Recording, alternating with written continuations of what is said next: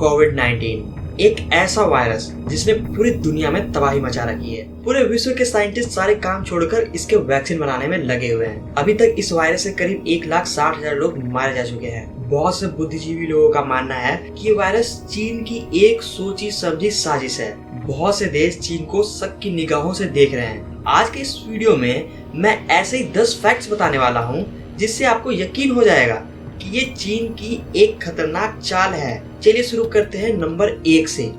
Number 1, Chinese government ने अपने बायोलैब security को बढ़ा दिया है। दोस्तों, फरवरी 14, 2020 को चाइना के प्रेसिडेंट शी जिनपिंग ने अपने एक भाषण में कहा था कि हमें अपनी गलतियों से सीखने की जरूरत है ताकि हमारी जो कमियां हैं उसे हम मजबूत कर सकें। इस महामारी में हमारी जो कमियां उजागर हुई हैं उसे ठीक करने की आवश्यकता है। जबकि शी जिनपिंग ने ये कभी नहीं कहा कि ये गलतियां या खामियां क्या थी और कैसे ठीक होंगी।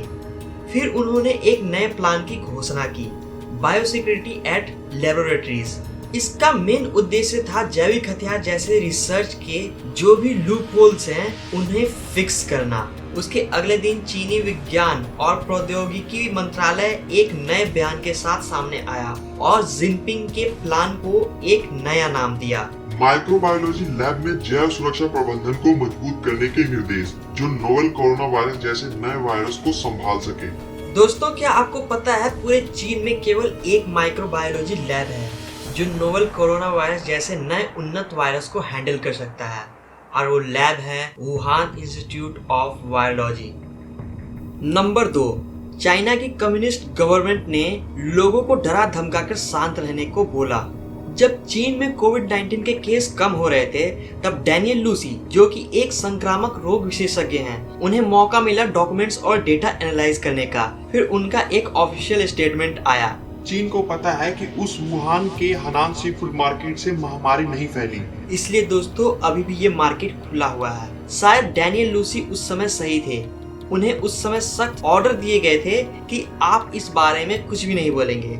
जब हनान सी फूड मार्केट को ही महामारी फैलाने का स्थान मान लिया गया, तब वुहान इंस्टीट्यूट ऑफ वायरोलॉजी ने सख्त मना कर दिया कि हम कोई डॉक्यूमेंट्स नहीं दिखाएंगे, ना ही कोई इन्फॉर्मेशन शेयर करेंगे। दोस्तों, ऐसा नहीं है कि चीन के सारे लोग बुरे हैं। चीन के कुछ अच्छे वैज्ञानिक ने स्टडी की जो कि नेशनल नेचुरल साइंस फाउंडेशन से जुड़े हुए थे। उनका भी यही मानना था कि ये virus Wuhan institute of virology से ही फैला है। लेकिन कम्युनिस्ट गवर्नमेंट ऐसे सभी स्टेटमेंट को इंटरनेट से हटवाती गई और प्रवक्ताओं को भी बोला गया कि वो लोग ऐसा कोई भी स्टेटमेंट नहीं देंगे। नंबर 3, नोवेल कोरोना वायरस में HIV जैसी डरावनी समानताएं हैं। एक कंट्रोवर्शियल स्टडी हुई, उससे यह पता चला कि नोवेल कोरोना वायरस के बहुत सारे पहलू और गुण HIV से मिलते हैं। मतलब एक विचित्र सी समानता। और इस बीमारी में HIV की दवाएं काम कर रही हैं। बहुत सारे मरीजों में यह पाया गया कि उनके व्हाइट ब्लड सेल्स में कमी है। ऐसा किसी भी तरह के कोरोना वायरस बीमारी में नहीं होता। यह बिल्कुल ही अजीब है। एक और डरावनी बात, वुहान इंस्टीट्यूट ऑफ वायरोलॉजी के वैज्ञानिक एक लंबे समय से चमगादड़ और मनुष्यों में SARS-CoV और एक HIV स्यूडो वायरस के संयोजन पर रिसर्च कर रहे थे। नंबर 4, लैब में काम कर रहे रिसर्चर्स ने हाल में ही एक नया कोरोना वायरस बनाया था। वुहान इंस्टीट्यूट ऑफ वायरोलॉजी सिर्फ वैक्सीन और इलाज पर ही अपना रिसर्च नहीं करता था, बल्कि ये लोग कुछ नए तरह के सुपर वायरसेस बनाने का भी काम करते थे। वर्ष 2015 में यहाँ के 2 रिसर्चर्स ने अंतर्राष्ट्रीय प्रयोग में हिस्सा लिया था, जो कि अमेरिकी वैज्ञानिक राल्फ बैरिक ने आयोजित किया था। इस आयोजन का लक्ष्य था कि एक ऐसा नया कोरोना वायरस बनाया जाए जिसमें यह क्षमता हो कि वो मनुष्य को संक्रमित कर सके। अगर आपको यह अजीब लगता है तो आप अकेले नहीं हैं। बहुत सारे वैज्ञानिक उस समय इस बात से काफी नाराज भी थे। दोस्तों, French virologist Simon when Hobson ने उस समय चेतावनी दी थी, अगर यह वायरस लीक हुआ तो हम अनुमान भी नहीं लगा सकते कि इसके क्या परिणाम होंगे। नंबर 5, वुहान वायरोलॉजी लैब एक ऐसे वायरस पर रिसर्च कर रहा था जो कोविड-19 से मेल खाता है। आपको यह जानना चाहिए कि वुहान इंस्टीट्यूट ऑफ वायरोलॉजी में कुछ कर्मचारी पोस्ट ग्रेजुएट स्टूडेंट्स थे। 18 नवंबर 2019 में ब्रेकआउट के कुछ ही समय पहले वुहान इंस्टीट्यूट एक जॉब के लिए रिक्रूट कर रही थी, जो कि मनुष्यों और चमगादड़ों में कोरोना वायरस का अध्ययन करने के लिए थी। इस जॉब में पोस्टिंग की जो डिस्क्रिप्शन थी वो बहुत ही अजीब थी। उसमें लिखा था कि ये विशेष रूप से ऐसे मॉलिक्यूलर मैकेनिज्म में इंटरेस्टेड हैं जो लक्षणों के बिना कोरोना वायरस को लंबे समय तक निष्क्रिय रखे। दोस्तों, आपको यह कुछ जाना पहचाना लगा? यह कोविड-19 के विशिष्ट लक्षणों में से एक है कि संक्रमित लोग 1 से 14 दिनों तक चारों तरफ घूम घूम कर यह फैला सकते हैं और उन्हें कुछ पता ही नहीं चलता। नंबर 6, सार्स वायरस बीजिंग के लैब से 2 बार लीक हो चुका है। इसलिए ये भी हो सकता है कि वुहान इंस्टीट्यूट ऑफ वायरोलॉजी के स्टाफ काम करते वक्त हर संभव सावधानी नहीं बरतते। ऐसा पहले भी हो चुका है। 4 अप्रैल 2004 एक पोस्ट ग्रेजुएट स्टूडेंट जो कि बीजिंग के एक वायरोलॉजी लैब में वायरस पर रिसर्च कर रही थी और वो सार्स से इन्फेक्ट हो गई। कुछ दिनों तक उस समय भी वो लोगों के बीच पब्लिक प्लेस में घूमती रही। बहुत बुरा हुआ था। लेकिन रुकिए, जो बात इसे और भयावह बनाती है वह यह है कि 2 हफ्ते बाद उसी लैब में काम करने वाला एक अन्य पोस्ट ग्रेजुएट स्टूडेंट इन्फेक्ट हो गया। तो हम ऐसा समझ सकते हैं कि ये लोग लापरवाही करते हैं, काम करते वक्त सभी सुरक्षा नियमों का पालन नहीं करते।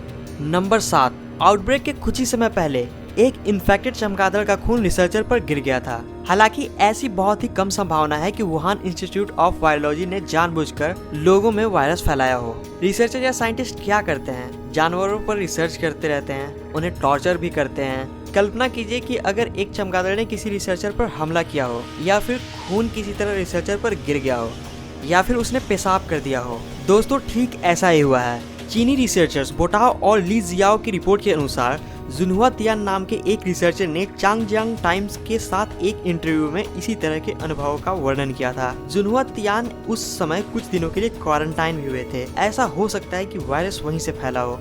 नंबर 8, कोविड-19 का वायरस और वुहान के लैब में पाए गए चमगादड़ों के वायरस 96% तक आपस में मिलते हैं। कोरोना वायरस जो पूरी दुनिया में फैल चुका है, इसे कोविड-19 बोलते हैं क्योंकि ये नया है। ये पिछले कुछ बीमारियों से अलग है, जैसे सार्स। जब साइंटिस्ट ने इसे कंपेयर किया सार्स के जेनेटल सीक्वेंस से, तो पाया कि इनमें 70% तक समानता है। और फिर जब वुहान के लैब के कैद चमगादड़ों को जब टेस्ट किया गया तो उसकी रिपोर्ट काफी डरावने थे। दोस्तों, 96% का मैच मिला कोविड-19 के वायरस और उन चमगादड़ों के वायरस में। नंबर 9, वुहान वायरोलॉजी लैब चमगादड़ों के कोरोना वायरस पर रिसर्च कर रहा था। दोस्तों, Wuhan centre for disease control and prevention केवल एक प्रशासनिक कार्यालय नहीं है। उस बिल्डिंग के अंदर साइंटिस्ट सक्रिय रूप से चमगादड़ों में कोरोना वायरस पर रिसर्च कर रहे थे। वुहान में बहुत सारे रिसर्चर्स थे।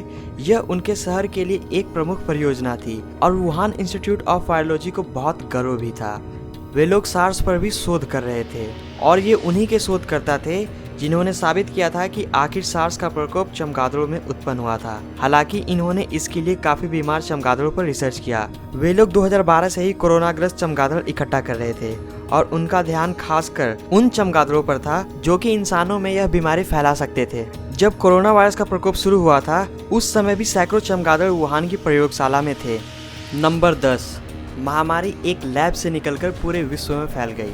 चीन की आधिकारिक कहानी यह है कि कोविड-19 वुहान के सी फूड मार्केट से शुरू हुआ। वहां बेचे जाने वाले जानवरों में वायरस था, ऐसा वहां के साइंटिस्ट ने भी कहा। इसका परिणाम ये हुआ कि कुछ दिनों के लिए वो मार्केट बंद कर दिया गया था। आपको मैं बता दूं कि कोविड-19 वाले पहले मरीज का कोई भी कनेक्शन नहीं है उस सी फूड मार्केट से। पेशेंट 0 ने कभी अपना पैर भी नहीं रखा था उस मार्केट में। चीनी वैज्ञानिक भी अब इस बात का समर्थन नहीं करते कि यह वायरस उसी मार्केट से फैला। बहुत से लोगों का कहना है कि वुहान इंस्टीट्यूट ऑफ वायरोलॉजी तो 20 किलोमीटर की दूरी पर है, इसलिए यह वहीं से फैला है। लेकिन अगर यह आपके लिए काफी नहीं है तो एक और लैब है, the Wuhan centre for disease control and preventation, और ये लैब भी कोरोना वायरस पर रिसर्च करता है। और हाँ, ये उसी सी फूड मार्केट में है जो कि सड़क के दूसरी तरफ है।